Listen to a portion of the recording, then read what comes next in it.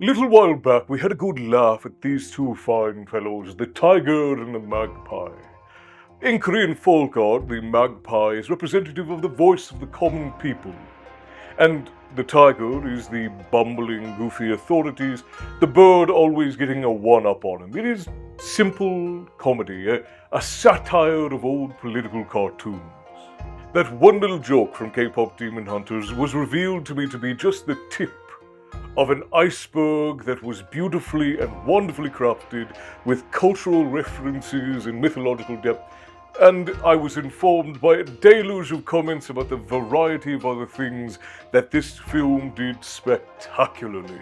We've had patrons and scholars and adventurers passing through here ever since then, adding new and substantial layers to what was already a spectacular story. The film feels less like a simple comedy action animation and more like a finely crafted narrative surrounding Korean culture. And it is thick with myth and culture and history.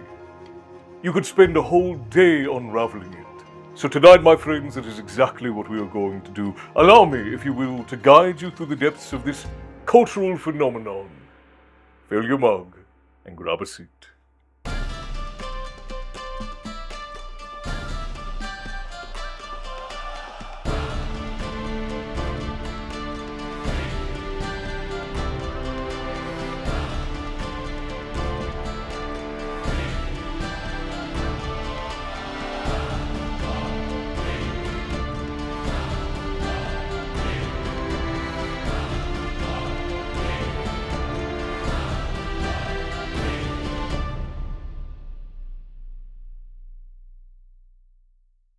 To understand the film, you have to understand the soul of it.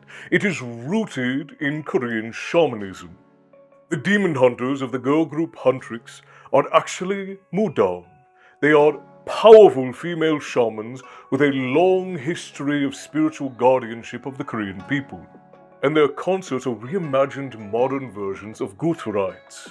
These are ancient rituals of song and dance that are designed to connect to the spirit world and drive out evil.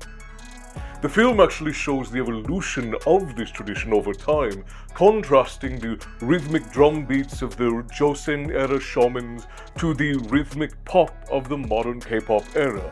And throughout the entirety of it, we see that the music becomes the magic.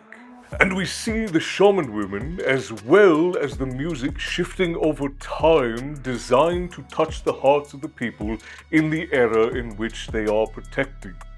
And that shamanistic power, that harmony, is used to hold back a tide of darkness drawn directly from the oldest Korean folklores. There are the Dokkaebi, who are these ancient horn tricksters who, in the film, they crash a jet as if it's just some grand prank.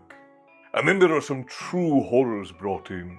The Gwishin, water demons, who haunt bathhouses, hiding in the mist, and supposedly they are either the spirits of the drowned, but they also drown unsuspecting victims and drag them beneath the water. And then in one of the later battles, we see the Dalgwald Gwishin. These are egg demons, or egghead demons, sometimes called egg ghosts, and they are a terrifying omen of death. And one of the brilliant bits of the narrative is that the ghosts and demons that we see become progressively more terrifying if you understand the folklore that they come from as the film and the danger grows. But the film's true genius actually comes from showing that not all beasts and dangers are the ones that are snarling in the shadows. Sometimes the most terrifying demons are the ones with perfect hair and a record deal, apparently. A demon boy band?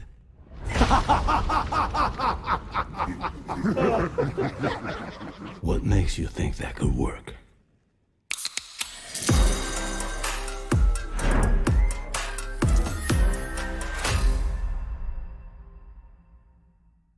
Oh yeah, totally gonna work. Totally 100%. And behind them all, the pranksters, the ghosts, the demons, the pop band, is the true terror of this world. The ultimate foe is actually more than a monster, and it's not a named monster in Korean folklore, but it is a concept, and it is captured in the name of the monster, and that is Gwi-ma. Gwi is the word for ghost or monster or demon. But Ma, it is something more. It is unadulterated, absolute corrupting evil. The kind of demonic influence that unbalances the world. So Gwi-ma isn't just the king of demons, he is the literal embodiment of spiritual corruption.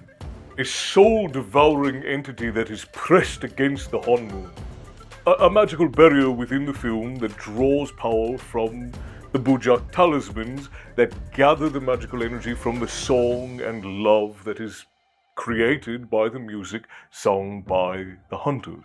And that seal, it glows when the hunter's song and magic is pure, and it fades and turns red when disharmony seeps in. It is a recasting of the ancient battle between good versus evil, structured as a harmonic battle between balance and chaos.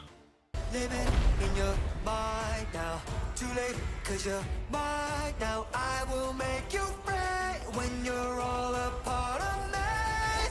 Now, a story's soul needs some bones to hang on, and as it turns out, the bones of this tale are dug from the very real Joseon Dynasty era in Korea. And the flashbacks of the hunters creates a striking contrast between the culture of the time and a commentary on the difference between the strict Confucian culture of the Joseon era and the sort of freedom and spontaneity, even though it is still highly structured, of the idol stage.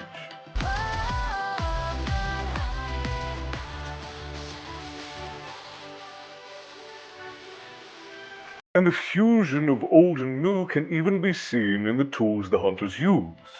Their weapons are drawn from real Korean history. You have Rumi's straight Saingeom sword, and then you have Mira's sweeping Gokdo polearm, and Zoe's twin Shinkao ritual daggers, which I wasn't able to find a whole lot on when I was researching this, but apparently they were used in sort of shamanistic ritual dances, which we see other bits of those choreographies throughout the film, but all of these weapons are pulled from Korean history.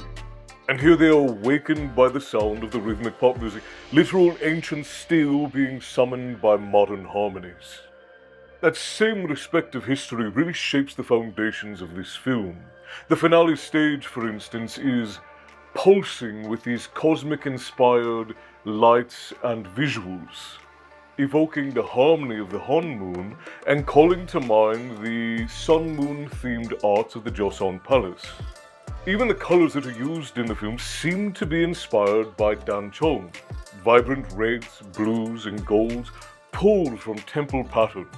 The hunters' weapons and charms glow with these colors, and it turns what would be simple decoration into protection of sorts.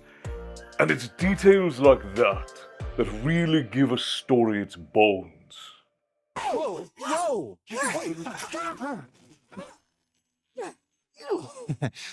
You're strong.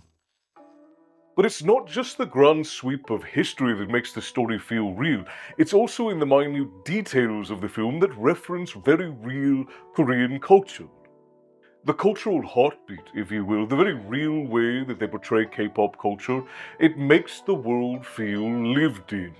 Adding in what I believe to be the Honmoon ritual knife dances into some of the choreography, all the way up to the implied tradition of the girls bonding over ramyeon before shows, ramyeon being a Korean equivalent, I guess, of Japanese ramen. Obviously they are different, but it would be the cultural equivalent of. And the world again feels substantial because of things like the joke that set off this entire conversation with Sussy, which I didn't know that was the bird's name when I did the last video, but apparently the little magpie is named Sussy. Him constantly stealing the hat from Derpy, the aptly named tiger. That little noble gat, which was a symbol of nobility and education in the old world of Korea, being constantly stolen by the voice of the people from the bumbling authority, is a hilarious and beautifully intoned cultural comedy. And probably, at least in my opinion, one of the cleverest things the film does actually has to do with the way it uses symbols. It weaves everyday cultural symbols into the very magic of the film. Take the made-up Palji bracelets. We see the girls wearing them throughout the film, and we see variations of these both tied to their weapons as charms as well as on the various wrists. But the most important one is the one that Rumi gives to Jinwoo just before the final conflict, just before the Idol Awards at the end of the film, just before Rumi sort of loses her mind. There's an old woman who approaches them thinking that they're dating, and she hands her one of these hand-braided bracelets. And these are used in cultural festivals and so on in Korea. And they're exchanged between friends and potential lovers, and there are a lot of different cultural uses for them, but they're also believed to be a form of spiritual protection. And Rumi gives this one to Jinwoo, and it actually ends up becoming significant at the end of the film. I don't want to spoil anything, because if you haven't watched it yet, I strongly recommend you do. Bracelet for your beautiful girlfriend? Oh no, we're not. no. She's not even my type. Excuse me? I'm everyone's type. You can't even show up on time. What are you, from the 1900s? I can see why you're still single. What? See? Would never work. Here, free one. Go find yourself a better boy. This one's hopeless. Well, there's your answer. Hopeless. That's the funny thing about hope. Nobody else gets to decide if you feel it. That choice belongs to you. And that, combined with how Rumi's sword transforms at the end, that would need to be a video all unto itself.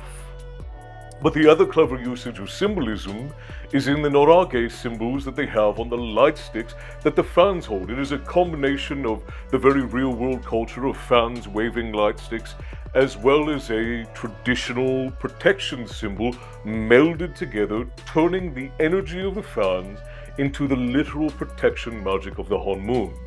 Did I say norage or noriga? Norige is, I believe, how it's said. But the fandom itself becomes the literal shield against darkness.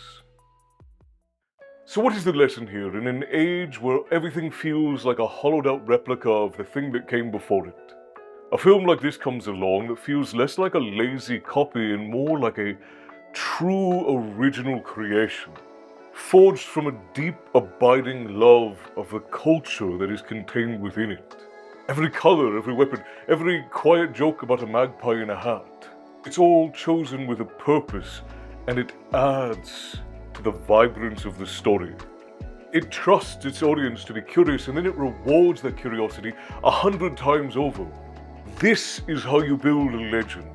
Not by borrowing from others and bastardizing what came before, but by showing the treasures that are in your house, and doing so proudly, paying them proper respects. The only complaint I have about the film is that allegedly it was supposed to be 3 hours long. It's now about a tight 90 minutes. But Netflix insisted that the creators cut it down to the hour-and-a-half mark so it would be more palatable. And because of that, it leads to what feels like a very rushed and unsatisfying ending, and a little bit of a disjointed progress in between. And it brings us back to a problem that we know is a problem, and that's that the suits ruin everything. Angry old man yells at clouds. Anyways. Raise a glass to the storytellers who honor their materials, friends. And you, until the next time, stay bloodthirsty, my friends. Don't forget to mark the tavern on your map. See you next time. Hey, Wood, that one's always looking at me. No, we're not.